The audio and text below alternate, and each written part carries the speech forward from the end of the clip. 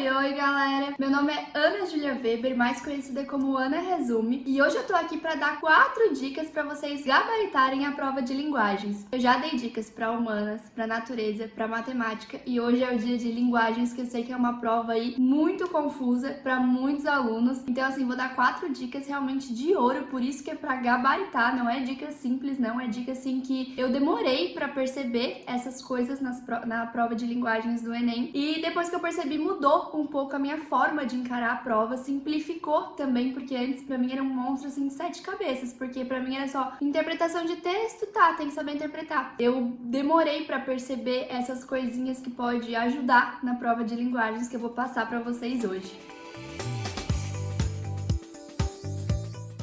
Mas antes, se você ainda não é inscrito no meu canal, já se inscreve aqui, principalmente se você vai prestar o Enem esse ano ou ano que vem, ou tem interesse nesse conteúdo do mundo dos vestibulares, se inscreve, deixa o like já aqui no vídeo, que tem muita coisa legal nesse canal, vocês vão adorar. E também deixa eu fazer o meu marketing rapidinho, porque eu fiz um e-book para a reta final do Enem, então tem várias dicas valiosas do que fazer nessa reta final, dicas para cada prova também. E esse e-book custa apenas R$ 9,90, é um preço bem simbólico, porque eu realmente fiz para ajudar, para ser acessível para todo mundo. O link para comprar vai estar aqui na descrição. Vamos lá pro vídeo então. A primeira dica que eu tenho que dar é: prestem muita atenção ao comando da questão. O comando na prova de linguagens faz toda a diferença para vocês buscarem a resposta certa. É claro que em todas as provas do Enem, ter essa atenção no comando da questão, saber realmente o que a questão tá pedindo, vai fazer muita diferença. Só que na prova de linguagens isso se acentua um pouco, porque é aquela prova onde os alunos têm mais aquela sensação de tipo, nossa, parece que todas as respostas estão certas, ou parece que tem mais de uma resposta certa. Então o que vai ajudar vocês a acharem a resposta certa, mesmo nessas questões onde parece que tem mais de uma resposta certa, é prestar atenção ao comando. Porque o que pode acontecer? Vou dar um exemplo para vocês. Toda questão do Enem tem um modelo específico, né? Toda questão do Enem tem um texto, um comando, que é a pergunta, né? O que o Enem quer saber sobre aquele texto, e 5 alternativas. Então vamos supor que tem lá um texto que é estilo uma reportagem que um autor escreveu sobre futebol, né? Estilo reportagem. Daí vocês vão lá ver as respostas e parece que tem mais de uma resposta correta. Por quê? Porque pode ser que tenha umas 3 alternativas falando sobre futebol, sobre informações verídicas que aquele texto trouxe sobre futebol. Porém, o comando da questão, na verdade, está te perguntando qual foi a forma que o autor escreveu. Tipo assim, de que jeito o autor apresentou aquelas informações, né? Qual é, tipo ali, o gênero textual. E a resposta certa vai estar dizendo que é, tipo, uma linguagem formal e reportagem. Enfim, alguma informação sobre isso. Então, vocês percebem que vai ter respostas trazendo informações sobre futebol que o autor mesmo trouxe, que estão certas. Porém, não foi isso que o comando pediu. O comando pediu como o autor colocou aquelas ideias no texto, que é tipo em formato de reportagem. Então, o aluno se atentar a isso, né, se atentar bem ao comando, pode fazer muita diferença na hora de buscar a resposta certa e também evitar erros, porque quando a gente lê uma alternativa certa que traz uma informação exatamente como estava no texto, a gente tende a marcar essa resposta como correta. Isso assim é óbvio, a gente foi treinado para isso, né, para buscar informações certas. E o Enem tem essas pegadinhas de às vezes trazer mais de uma resposta certa mesmo. Porém, né, tipo, tá certo ali o que tá escrito na afirmativa, porém não é o que o comando pediu. Então é como se tivesse errado, porque a resposta certa, a única resposta certa, vai ser a que responde exatamente o que o comando da questão pediu. A segunda dica é sobre interpretação de texto, porque assim, chegou uma fase da minha preparação pro Enem onde eu tava treinando as provas de linguagens e eu tava ali batendo nos 33, 34 acertos ali, até 31 acertos, eu não era tão boa assim em linguagens, e eu não conseguia evoluir assim, porque tipo, eu ia analisar meus erros e meus erros eram sempre tipo interpretações de texto, e eu fiquei tipo, tá, mas poxa, eu treino interpretação de texto, eu me esforço e eu não consigo melhorar, tipo assim, daí eu fui atrás, né, pra perceber o que era isso, por que eu tinha essa dificuldade tão grande, por que algumas questões eu realmente não conseguia resolver ali na hora da prova. Então eu comecei a perceber que quando a gente fala de interpretação de texto, existem tipo níveis de interpretação. O nível mais fácil de interpretação de texto é quando uma questão vai te perguntar coisas que estão realmente explícitas naquele texto, que o autor colocou ali no texto. Então é o tipo de questão mais fácil, assim, de interpretação, quando pergunta exatamente o que o autor falou no texto. E daí tem um tipo de interpretação que é mais difícil, que é quando aquelas questões que perguntam, assim, mais ou menos a intenção do autor com aquele texto, qual era a ideia ou alguma informação que não estava explícita no texto, informações que estavam implícitas. É como se a questão quisesse saber o que o autor estava pensando quando escreveu aquele texto. E isso acontece muito com poema, por isso que todo mundo fala que poema, tipo, são as questões mais difíceis do Enem. Porque num poema, o autor usa uma linguagem figurada, usa uma linguagem poética mesmo. Então, ele não escreve exatamente o que ele quer dizer. Ele usa palavras e metáforas para trazer o pensamento dele. Ladrão! Então, quando tem uma questão sobre poema, geralmente a questão vai te perguntar o que está oculto naquele poema, o que está nas entrelinhas, o que está aquelas informações que estão implícitas, assim, tipo, o que o autor estava pensando de fato quando escreveu, o que o autor quis dizer com aquilo. Essas questões que são mais difíceis é porque geralmente elas não perguntam o que o autor disse, o que está escrito ali no texto. Elas perguntam o que o autor quis dizer. E geralmente são detalhes muito sutis, às vezes é uma palavrinha que o autor usou ali naquele poema, que você tem que entender o que ele quis dizer com aquela palavrinha. Aquela palavrinha não significa o que de fato ela significa no dicionário, ela significa outra coisa. E a gente sente dificuldade nesses tipos de questões porque a gente não é preparado no colégio, nem no cursinho para isso. A gente não é ensinado a esse tipo de questão no colégio. Geralmente no colégio a gente aprende gramática, aprende outros aspectos da língua portuguesa, não treina realmente a interpretação. Então eu percebi que chegou um ponto ali da minha preparação para o Enem que eu teria que desenvolver essa interpretação mais aguçada dos textos mesmo, que eu teria que conseguir, tipo, pegar esses gatilhos que o autor deixava no texto para tentar entender o que se passava na cabeça do autor e achar a resposta certa. E como é que eu fiz isso? Treinando a minha leitura, fazendo leituras mais desafiadoras. E no início, tipo, pra mim parecia meio que, ai, nossa, eu vou parar um tempo dos meus estudos, vou parar de estudar questão, de estudar prova, de estudar, de ver aula, pra ficar lendo coisas que às vezes, tipo, textos que não necessariamente são de conteúdos pro Enem, digamos assim. Parecia que eu ia meio que perder tempo. Mas não, isso melhorou muito a minha interpretação e eu vi que realmente é isso que faz diferença. E pra convencer vocês disso, esses dias eu fiz uma analogia lá no meu Instagram que a galera gostou muito, então eu vou trazer aqui pra vocês essa analogia pra vocês entenderem como dá pra melhorar a interpretação dessa forma, fazendo mais leituras, e não só leituras de livros, crônicas, contos, mas também leituras de questões do Enem, porque o Enem traz textos mais difíceis, então é legal treinar a leitura por textos do Enem. Quando o Enem traz ali uns autores mais rebuscados, que tem uma escrita mais complicada, talvez uns autores mais antigos,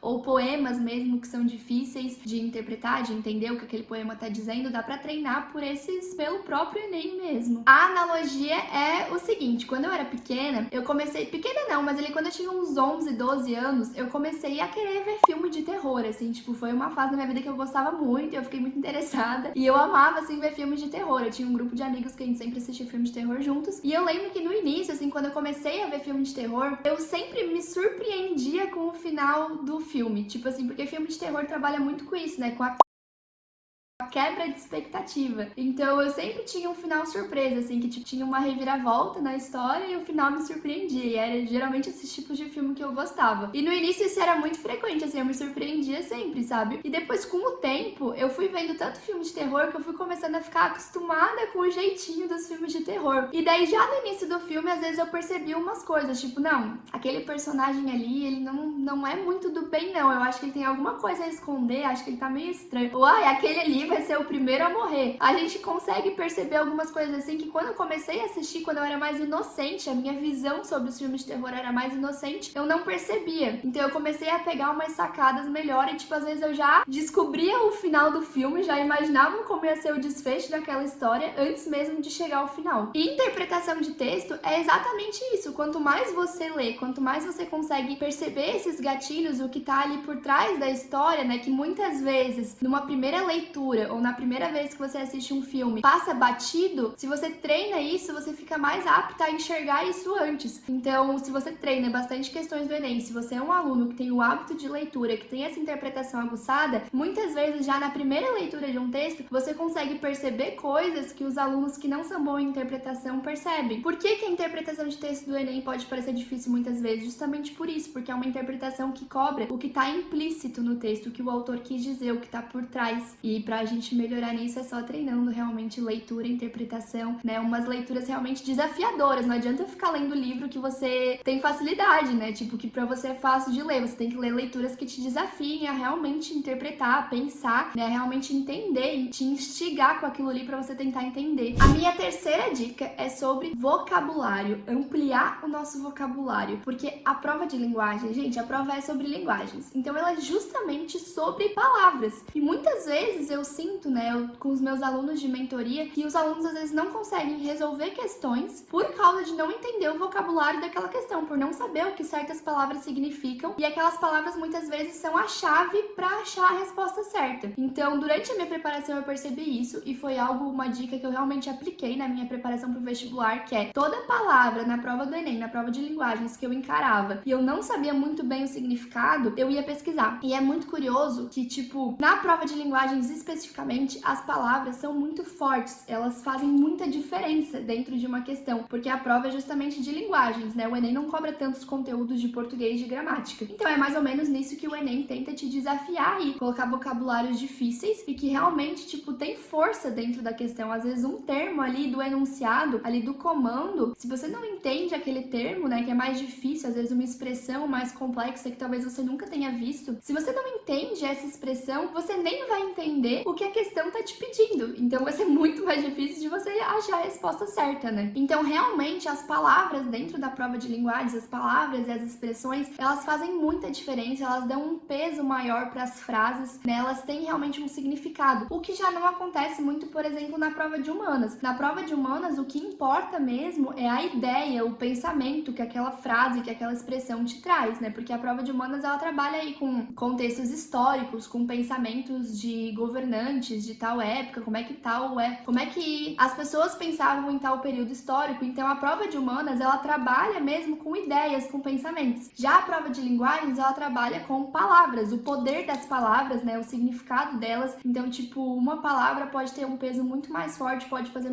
muito mais diferença na sua prova de linguagens do que na prova de humanas. Então, realmente entender, pesquisar vocabulário é algo que te faz evoluir. Eu anotei aqui numa folha, eu peguei a prova de linguagens do ano passado e anotei aqui numa folha algumas das expressões difíceis que eu vi na prova de linguagens e que talvez, se o aluno não soubesse interpretar e entender o que aquela expressão significa, ele poderia nem entender o que a questão estava pedindo. Então, eu olhei assim, gente, eu juro, eu olhei as primeiras 20 questões, assim, só. Eu nem olhei a prova inteira porque eu já consegui tirar várias. Vou citar aqui pra vocês, ó. Estruturas injuntivas, modelos literários eruditos, arranjo singular dos períodos, metaforizar, seleção lexical, plasticidade verbal, cadência melódica. Então, pensa comigo, são tudo expressões que estavam ou no comando ou nas respostas, nas alternativas, e se o aluno não consegue interpretar o que essas expressões significam, ele não vai nem entender como é que ele vai prosseguir com aquela questão. Então a minha dica é que durante os treinos, durante essas próximas semanas aí que vocês vão encarar questões de linguagens para treinar, para estudar, toda vez que vocês virem uma expressão que vocês achem um pouco mais complexa, vão pesquisar, e não é só pesquisar o significado cru daquela expressão, tem que ir a fundo mesmo, tem que, tipo, estudar a teoria por trás daquilo, né? Por exemplo, ali, plasticidade verbal, o que significa de fato falar isso, né? O que significa isso dentro daquela questão? Porque muitas vezes elas não significam, tipo, não adianta você jogar no Google ali a definição de plasticidade. Você não vai achar o que a questão estava querendo dizer com isso. Então realmente tem que estudar, não é só pesquisar o significado cru das palavras, é toda a teoria que tem por trás daquilo.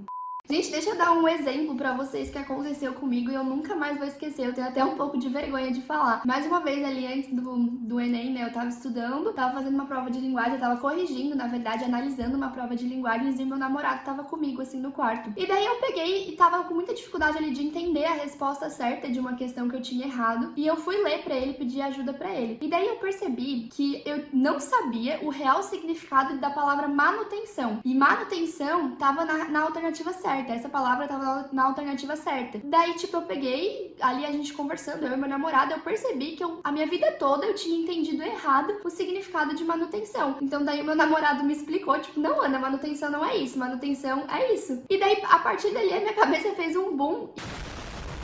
E eu percebi que manutenção era uma palavra que aparecia em várias questões do Enem e que, tipo, inclusive eu tinha errado questões por não saber o real significado, o que ela representava dentro de uma frase. Então, olha só como é importante, né? E sem contar que as palavras são repetitivas mesmo na prova do Enem. Esse exemplo da manutenção, assim, é claríssimo pra mim, porque realmente aparece muito. A minha quarta dica é sobre estratégia de prova, e é uma dica que, assim, quem já viu os outros vídeos aqui do canal sabe que aparece em todos os vídeos essa dica sobre estratégia, mas agora eu vou falar aqui um pouquinho especial da estratégia para linguagens. A prova de linguagens é uma prova que tem muito texto, então, assim, se você tentar resolver as questões em sequência e ir lendo tudo que a prova te traz num primeiro momento, você vai terminar a prova de linguagens muito cansado, e possa ser que lá no final da prova tenha várias questões fáceis que você vai errar. Então, realmente é uma prova onde faz muita diferença, né, a estratégia de prova, porque você realmente precisa focar nas questões mais fáceis, acertar as questões mais fáceis para ir melhor no TRI, né, aquela história de sempre de estratégia de prova. Então, assim, a principal dica para estratégia de linguagens é não tenta ler todos os textos na primeira vez que você tá passando pela prova, na primeira vez que você tá vendo as questões. Eu tinha questões na prova de linguagens que eu já pulava logo de cara, né, que tipo assim, que eu começava a fazer a prova, começava a fazer na ordem, né, mas quando eu enxergava certos tipos de questões que eu já sabia que eram questões mais difíceis, eu nem lia, eu circulava, pulava e ia pra próxima. E essas questões geralmente eram com certeza poemas, já expliquei aqui porque essas são questões que realmente têm a interpretação mais difícil, elas vão ser mais difíceis. Comparação de dois textos, porque eu achava questões mais desgastantes, assim, porque você tem que interpretar o primeiro texto, interpretar o segundo texto, entender o comando da questão, voltar nos textos, comparar os dois, entender qual a relação dos dois. Então, tipo assim, eram questões mais que eu demorava mais pra fazer mesmo, e eu achava mais desgastante, então eu pulava no primeiro momento, eu nem lia. E também quando tinha aqueles textões, né, porque toda a prova do Enem tem, assim, um textão que ocupa a página inteira, então um ou dois, então eram questões que eu também pulava logo de cara, assim. Então, quando eu tava fazendo a prova, geralmente na minha primeira passada na prova, eu tentava fazer ali perto de 30 questões, as mais fáceis e mais rápidas, assim, e pulava essas que eu achava mais difícil, sem nem ler. Eu deixava pra ler só depois, num segundo momento, que eu separava pra voltar pra essas questões. Galera, espero que uma dessas 4 dicas realmente façam diferença nos estudos de vocês, que vocês realmente consigam evoluir na prova de linguagens, enxergar a prova de uma forma um pouquinho mais simplificada, entender que não é um monstro de 7 cabeças, né? Eu tenho certeza que aplicando essas dicas aí nessas últimas semanas, vocês vão conseguir realmente sentir uma melhora na interpretação de vocês e no jeito que vocês resolvem as questões de linguagens. Qualquer dúvida que vocês tiverem, pode deixar aqui nos comentários ou me chamar lá no Instagram, @ana.resume. A minha DM lá tá sempre aberta pra conversar com vocês. Eu sei que nessa reta final já tá batendo assim um desespero, tá todo mundo mais ansioso, podem vir conversar comigo, tirar alguma dúvida, e também qualquer sugestão de vídeo vocês podem deixar aqui nos comentários. Se você assistiu o vídeo até aqui e ainda não se inscreveu e não curtiu, se inscreve no meu canal pra ficar atento aos próximos vídeos aí que vão sair pro Enem ainda esse mês. E dá um like aqui se você gostou das dicas, se te ajudou. Beijão e até o próximo vídeo!